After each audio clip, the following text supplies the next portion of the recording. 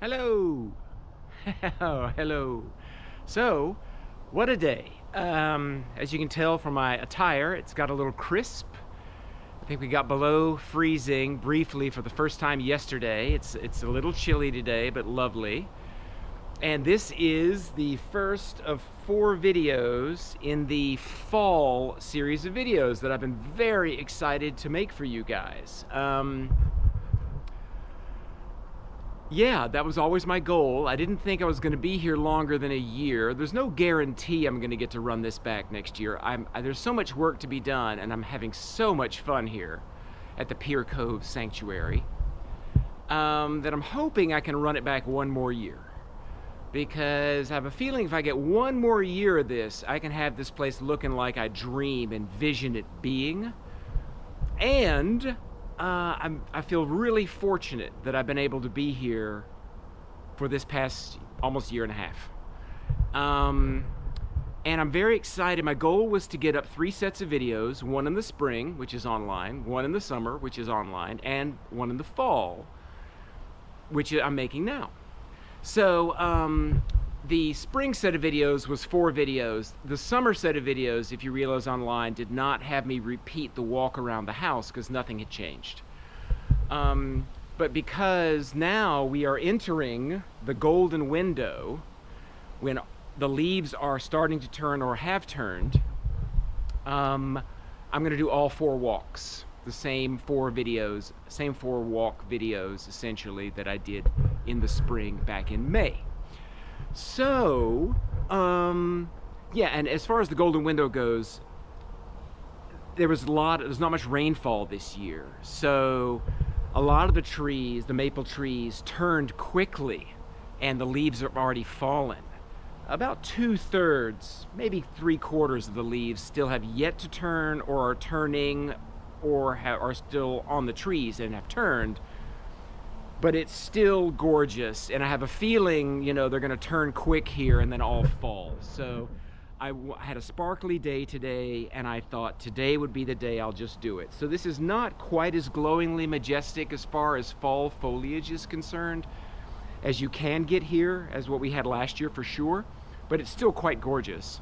And a lot of work has been done in the last 2.5 months since I made the summer videos, and I'm excited to show you guys.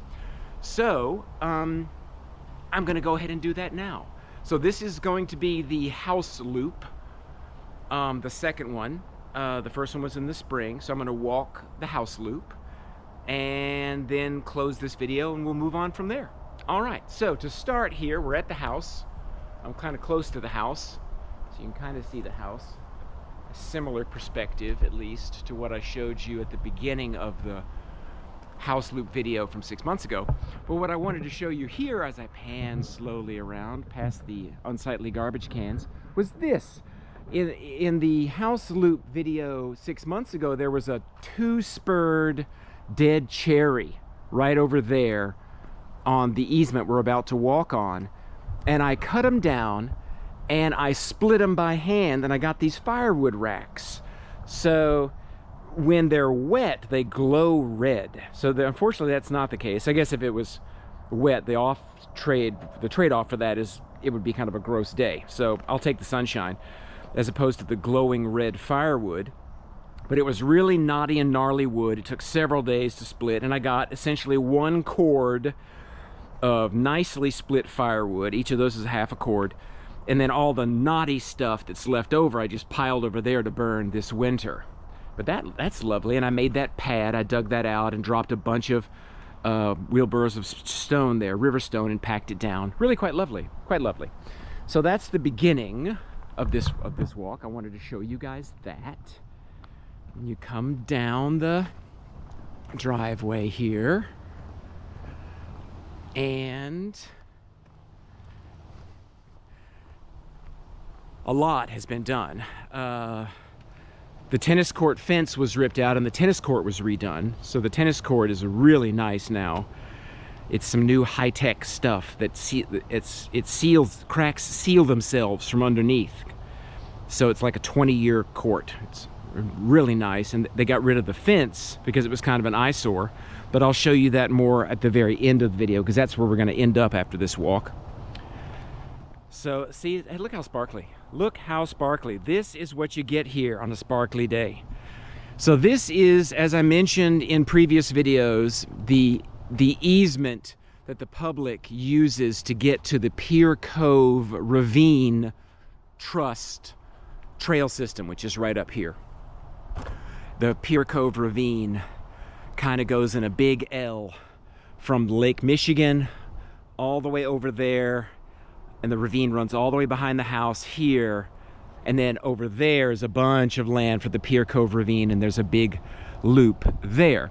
And this was here when I got here a year and a half ago. I did not make this path, but I has, as you've seen, I have tended it, and I weed eated it, and I made it wider, and I leaf blow it, and I've taken care of it. So it's a very nice path now. And I'm trying to remember, I watched the past videos this morning to make sure I had a reference point to point out any new stuff. Really haven't done too much here. There's some pickup to be done. And eventually that big dead oak is gonna have to come down and be made into firewood. That's gonna be fun to drop that thing. Woo-wee! You know, because when that thing starts to fall, those limbs could go anywhere. So that would be a cut, and when it starts to fall, I will be running that way very quickly. But that will be in the spring, I believe. I have enough firewood to make it through the winter from my previous work, so I do not have to cut that tree down now for firewood. Yay. Lovely path here. Quite a few people use this path to get to the ravine walk. That's where that cherry was that I cut down. And those are so knotted that I could not hit, no matter how hard I hit them with the maul. I have a monster maul. They would not split. So I'm gonna have to rip those with a chainsaw to get them to go into the fireplace. But I'm not really keen on that, so I just let them sitting there. And we're coming up on the property line now, as I mentioned in previous videos. So the property is in a funky, it's like a series of rectangles, but one of them is cut off in a trapezoid. So I'm standing on the property line right now. That bench that Bill made, my friend Bill, this is all ravine trust land here. The property line runs diagonally pretty much through these brush piles, which I serendipitously placed on the property line. Didn't know where the property line was when I did it because I couldn't find that pin. There's the pin right over there. If you zoom this video in, you can see it. And then from that pin, the property line runs straight as an arrow in that direction for many, many, many yards. Way, way down there, which a lot of that land we will see in subsequent videos. Okay, all right, so let's continue. We're doing good.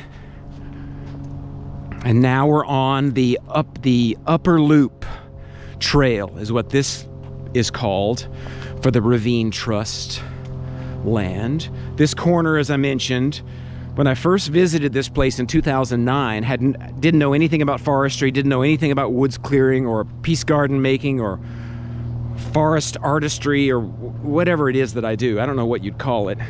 An arboreal artist or a forest gardener. Forest gardener sounds good. But I just knew I wanted to clear up the mess. You know, I just had this, because it was just logs like that everywhere in here. It was so messy. Saplings, you couldn't even see the house from here. I mean, it was a mess.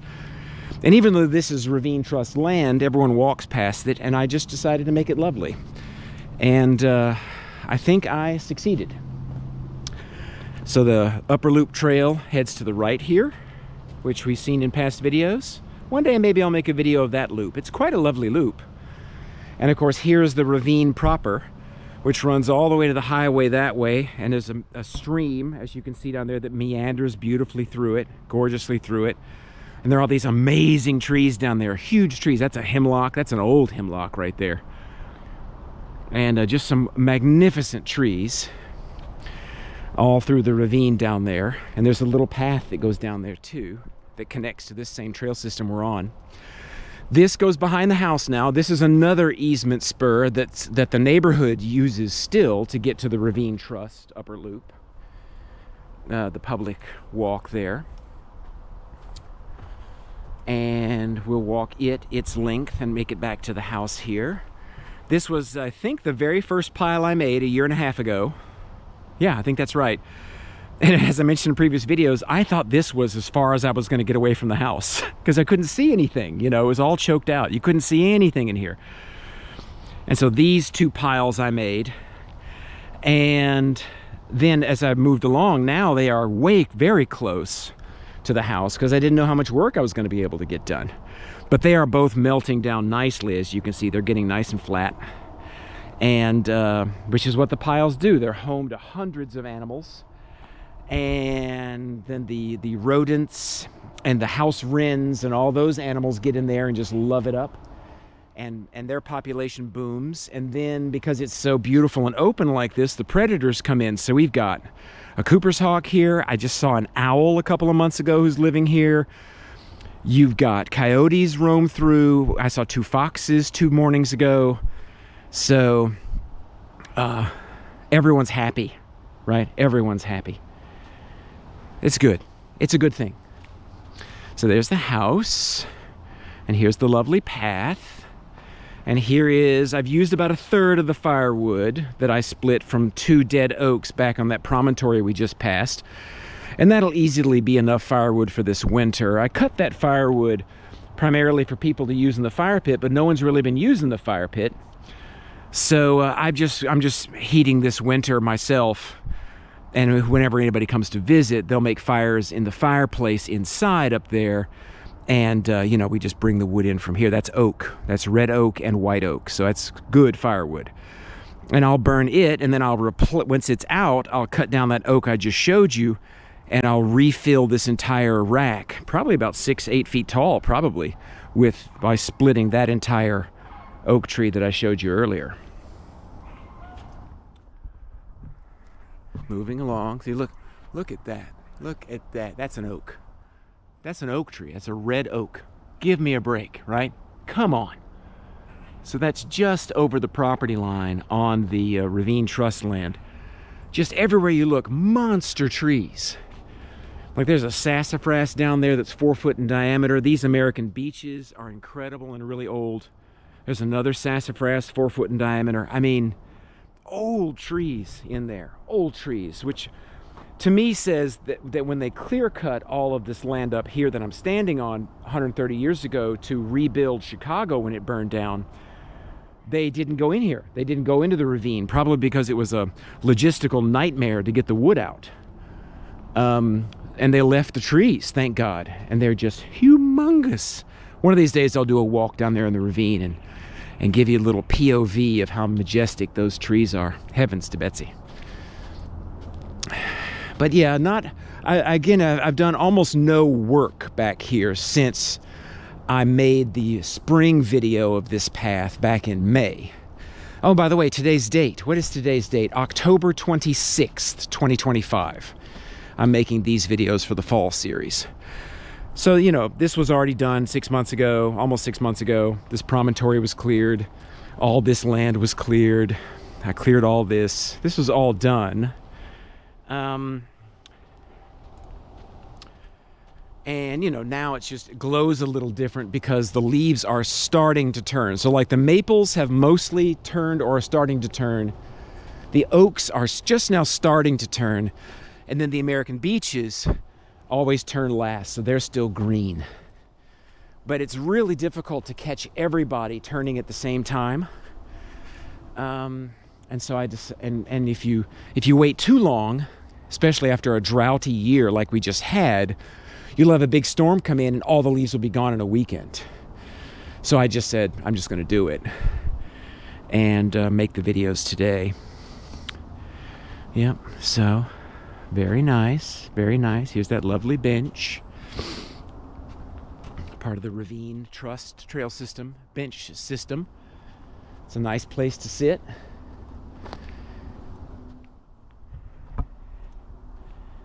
And yeah, it's really, really, really pretty. This is a beautiful, beautiful, beautiful section of land. And we had, as we have a lot here, you get tree fall. You get big trees, they're going to fall. And so right here to the right, we had a huge spur of an American beech split off in a storm, I think 2 days ago. Look at that. Right? And it split off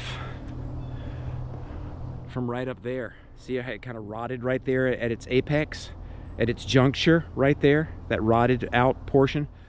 And then the wind came and that entire trunk of that American beech fell right here. So people don't normally use American beeches for firewood. I don't know if it's hard to split. It's certainly a gorgeous tree, but it makes good firewood, so that will not go to waste.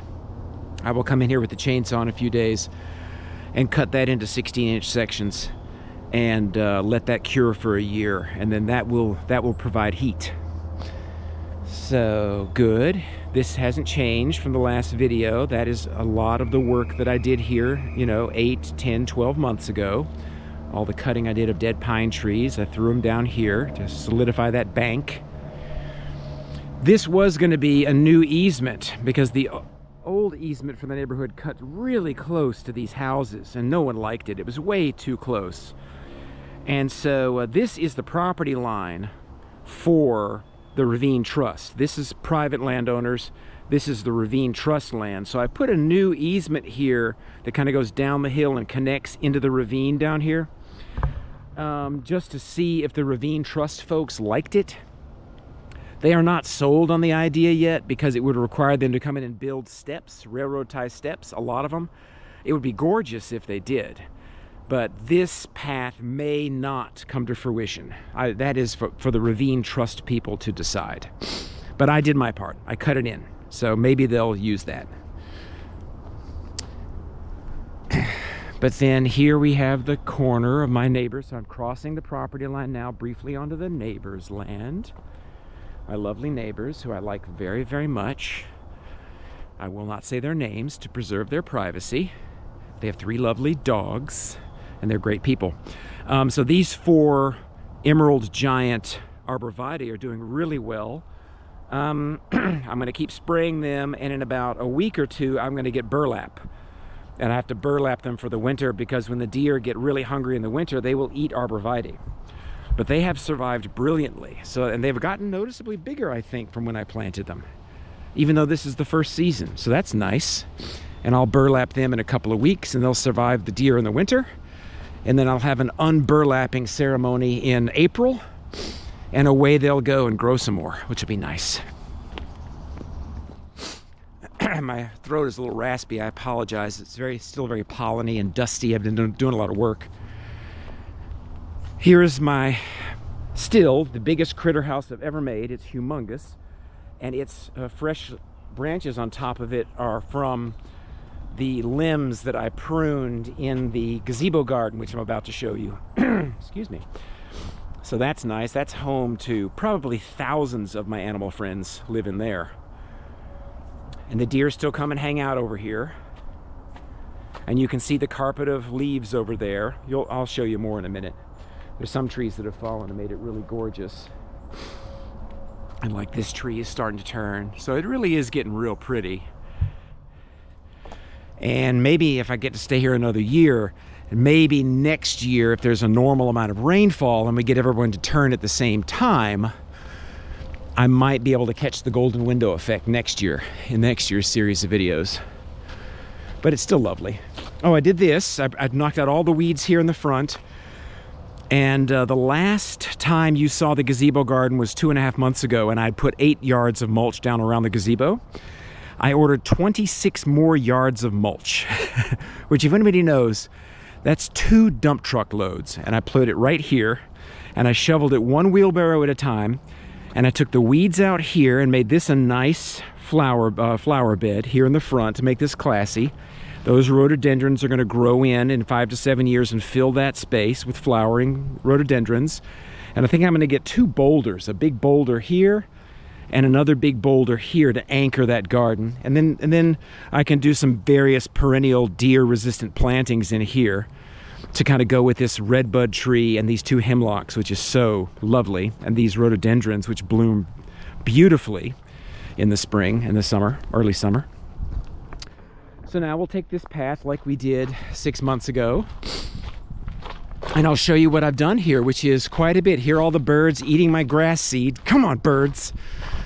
put down a bunch of grass seed because this I wanted reseeded to turn into a nice grassy plot to match this undulating bed that I made, you know. And the birds have eaten all the seed. So I'm gonna have to, in the spring, I'm gonna have to reseed and come up with a new plan. And I wanted this to be reseeded too, though it's doing okay. But I cut all this out. See this? So I pruned the rosehip bush, and I carved all this out, took out all the weeds and the thorns and the brambles, which was, you know, took about 3 inches of topsoil, and part of the 26 yards of mulch went in this beautiful circle of mulch that connected with what was there in the last video for my hydrangeas that I transplanted, and this lilac that I transplanted that the deer ate behind the house. So I put it down here in the hopes that it would do better. Bought that ornamental juniper, which is so far so good, deer resistant. Connected the beds, and then ran the mulch behind the gazebo to blend in with the beds that I had already put here around the gazebo. Here's my flowering cherry. Burlapped him because, oh my God, a deer just mauled him with its antlers. And I don't know if this tree's gonna make it. I hope he makes it. But it was a serious scar. Some deer just went to work, and I didn't know they did that with cherry trees. I know several species of trees they do that with, but I didn't know they did that with cherry trees. So anyway, the burlap protects, and it protects him now. And we'll have to wait and see in the spring. And if he doesn't come back, I'll have to dig him up and transplant him and put another one down. But it still looks healthy now. Beautiful tree when it flowers. So I'm rooting for this tree. And let's see what else we got.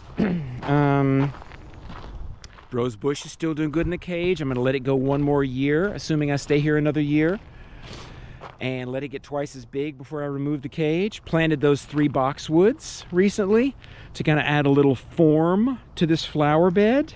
Other than that, the flower bed is essentially the same as it was 2.5 months ago, as is the gazebo proper. Planted 3 more boxwoods over there to give form that way. Anchored that corner with those 2 arborvitae and the juniper, which is lovely, and ran the mulch all the way along here along the tree line.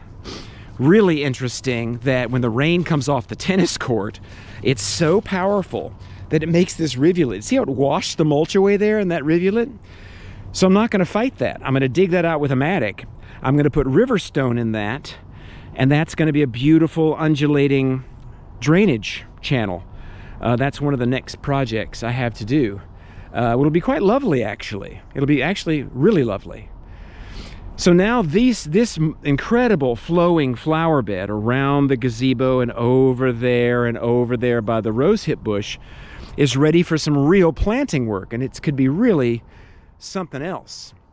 I'm thinking of another flowering cherry right here by the pink flag, another large evergreen, maybe another green giant arborvitae by that red flag, another one over there by that red flag. So I'm just kind of getting the spacing to kind of figure out how to give the anchor pieces their proper location before then I come in with more of these deer resistant perennials here.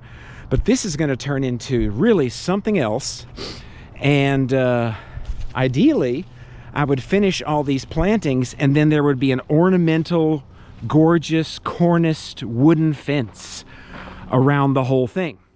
From the front through here, connecting with the tennis fence there, and then kind of running from the tennis fence there, kind of curving through and connecting up there.